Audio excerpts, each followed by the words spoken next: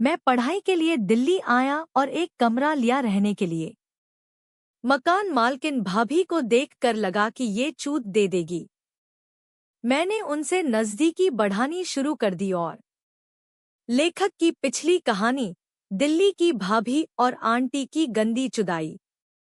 दोस्तों, मेरा नाम मयंक है। मैं पढ़ाई के लिए दिल्ली 2015 में आया था। मैंने आते ही एक कमरा किराए पर लेना चाहा। एक मकान में कमरा था। उसमें मकान मालिक की फैमिली में 3 लोग रहते थे, मकान मालिक, भाभी और एक भैया और उनकी बच्ची। मैंने भाभी से पूछा, भाभी सिंगल रूम है या डबल रूम? तो उन्होंने बताया सिंगल रूम। आपके लिए सिंगल ही सही रहेगा। भाभी ने पूछा, आप क्या करते हो?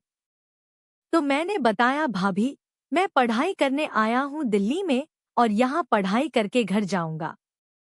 उन्होंने पूछा, आपके माँ बाप कहाँ रहते हैं? मैंने बताया, आंटी सभी लोग गांव वाले घर पर रहते हैं, मैं अकेला शहर में पढ़ने आया हूँ। उन्होंने मुझसे बोला, मैं आंटी दिखती हूँ? मैंने बोला, नहीं नहीं, गलती हो गई, सॉरी, माफ करना, भाभी हो आप तो। उन्होंने हल्की सी मुस्कान दी और अपने कमरे में चली गई। जाते जाते मेरे से बोली, अगर कुछ लेना हो तो मुझे बता देना। मैंने कहा, ठीक है भाभी जी। मैंने अपने कमरे की साफ सफाई की और किताबें रखी अलमारी में। बिस्तर लगाया और मैं सो गया। फिर अगले दिन जब मैं उठा तो मैंने भाभी से पानी की बोतल मांगी। उन्होंने मुझे बोतल दी और बोली, और कुछ लेना हो तो मुझे बता देना। मैंने मन ही मन सोचा कि मुझे तो बहुत कुछ लेना है।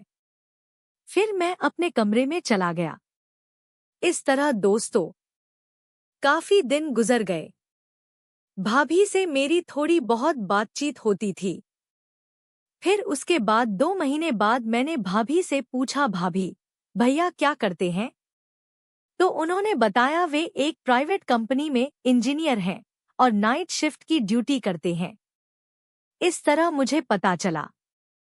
फिर धीमे धीमे हम लोग बात करते थे। मैं पढ़कर आता था और पानी की बोतल लेता था। वह मुझे बहुत अच्छी लगने लगी थी। मैंने एक दिन भाभी से बोला, आप इतनी मुलायम कैसे हो? मसाज वगैरह करवाती हो? तो उन्होंने कहा, नहीं, पर पहले करवाती थी। अब तो काफी दिन हो गए। मैंने पूछा, क्यों? उन्होंने बताया, पहले मैं एक पार्लर में जाती थी, अब पार्लर बंद हो गया है इसलिए।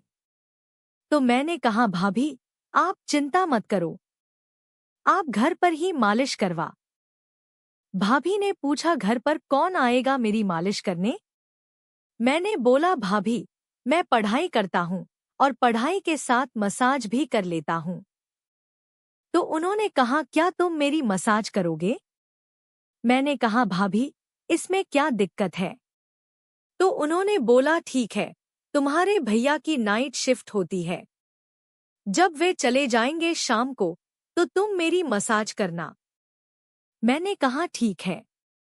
अब मैं बेसब्री से इंतजार कर रहा था और शाम के 7 बजे निकल गए भैया।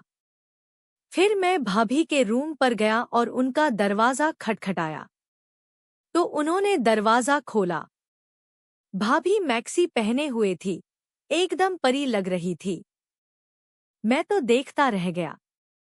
मैं बोला, भाभी आप तो बहुत सुंदर लग रही हो। भाभी ने मुझे धन्यवाद बोला और कहा, चलो अंदर और मसाज करो मेरी। ज्यादा बातें मत कीजिए, सिर्फ काम पर ध्यान दीजिए। मैं अंदर गया और बिस्तर पर लेट गया। भाभी ने कहा, लेटने के लिए नहीं बुलाया, काम करो जिसके लिए आए हो। तो मैंने भाभी से बोला, आप अपनी मैक्सी निकाल दीजिए। उन्होंने बोला, तुम खुद ही निकाल लो। मैंने कहा, ठीक है। फिर मैं भाभी के पास गया और उनकी मैक्सी निकालने लगा। मैक्सी के नीचे उन्होंने कुछ नहीं पहना था, बिल्कुल नंगी थी। मैं उन्हें देखने लगा। उन्होंने कहा, शर्माओ मत, काम करो। फिर मैंने भाभी से बोला, आप बिस्तर पर लेट जाइए। भाभी ने बिस्तर पर एक और चादर बिछाई और लेट गई। मैंने भाभी की पीठ पर डाला और थोड़ी मसाज की। मैंने उनके पैरों से लेकर गांड चूत सब पर मैंने मसाज की। उन्होंने बोला, ठीक है, अब शावर लेते हैं हम लोग। आप भी गंदे हो गए हो मसाज करते करते। मैं और भाभी दोनों नहाने चले गए। नहा कर बाहर आए। भाभी ने कहा, आपने मेरी मसाज बढ़िया की, मुझे बहुत अच्छा फील हो रहा है। फिर मैंने भाभी से बोला, कुछ भी कर ले क्या? तो उन्होंने बोला, और कुछ क्या? मैंने कहा, जब मसाज कर ली, सब कुछ देख लिया तो मेरे मन की इच्छा भी कर दो पूरी। तो उन्होंने कहा, आप क्या कर सकते हो मेरे साथ? मैंने कहा, जो आप बोलो वो कर सकता हूँ, और ऐसे कर सकता हूँ कि जैसा कोई ना कर पाए। तो उन्होंने बोला, आप नहीं कर पाओगे। मैंने कहा, मैं कर लूंगा। उन्होंने बोला, मुझे बहुत रफ एंड डर्टी सेक्स पसंद है।